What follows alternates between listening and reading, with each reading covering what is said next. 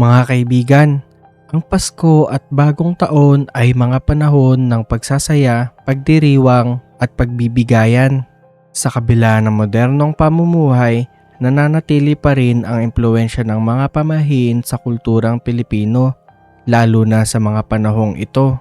Ang mga pamahiing ito ay nagmula sa matandang paniniwala na may layuning magdala ng swerte, pagpapala at proteksyon sa bawat tahanan. Marami sa mga ito ang isinasagawa bilang bahagi ng tradisyon, ngunit ang iba ay ginagawa rin upang tiyakin ang maayos na simula ng bagong taon. Sa videong ito, ating tatalakayin ang 10 kilalang pamahiin tuwing Pasko at Bagong Taon na patuloy na sinusunod ng maraming Pilipino. At una dito mga kaibigan ay ang pagkumpleto ng simbang gabi. Alam naman ng karamihan sa atin na kapag daw ang simbang gabi ay natapos natin, ay matutupad ang ating kahilingan.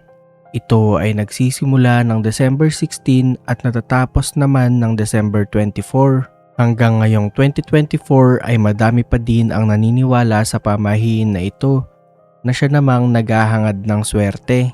Pangalawa naman mga kaibigan ay ang huwag pumatay ng insekto.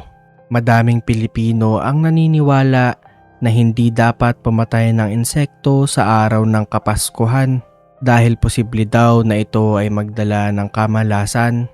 Sinasabi na ang mga insekto daw sa araw ng Pasko ay nakikisaya lamang sa kapanganakan ni Jesus.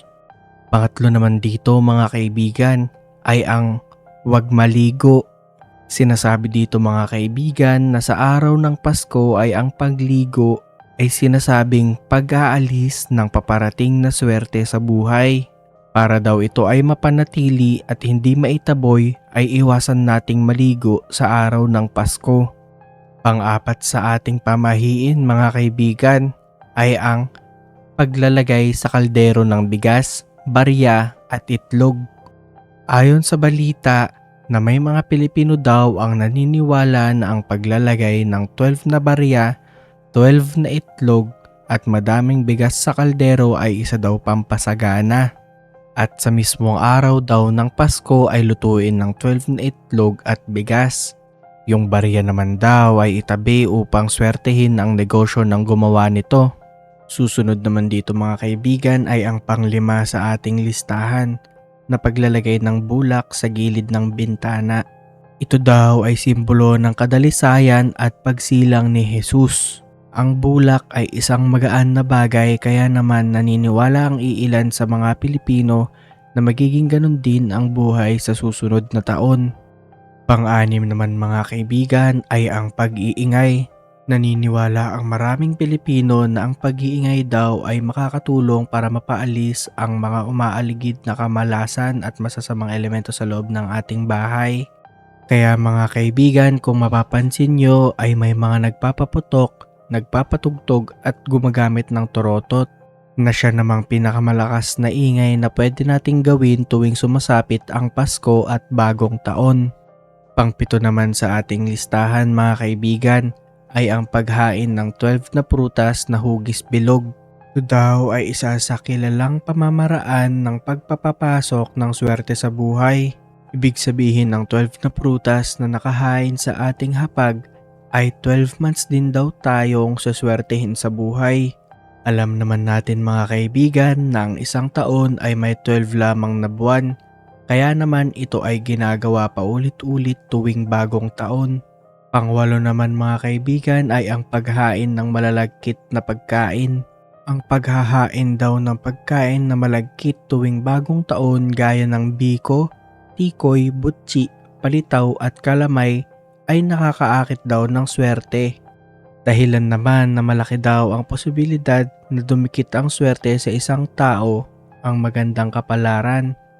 Pangsyam sa ating listahan mga kaibigan ay ang pagsuot ng damit na may polka dots. Ang polka dots ay bilog na tila hugis barya. Sinasabi na malaki ang tsansa na lumapit at kumapit sa isang tao ang biyaya ng pera kung siya ay magsusuot ng damit na may design na polka dots sa Bagong Taon. Panghuli naman mga kaibigan ay ang pang-10 na pagtalon. Ito ay isa sa pinakasikat na paniniwala para sa mga bata upang sila ay magkaroon ng katangkaran. Pinaniniwalaan na 12 AM ng January 1 ay ang mga bata daw ay dapat tumalon-talon upang mapabilis ang kanilang pagtangkad o kaya naman ay tumangkad pa sila lalo. Ang mga pamahiing na talakay ay bahagi ng tradisyon nating mga Pilipino na nagpapakita ng ating paniniwala sa swerte, pagpapala at magandang kinabukasan. Anuman ang maging kakalabasan nito ay nasa sa atin pa din ang gawa. Ang nais iparating sa atin nito mga kaibigan ay ang ating pagkakaisa at pag-asa hatid naman ng bagong taon at Pasko. Hanggang ngayon ay wala pa ding nakakapagpatunay kung ang lahat ng ito ay isang katotohanan, kaya ito ay nananatili pa ding misteryo.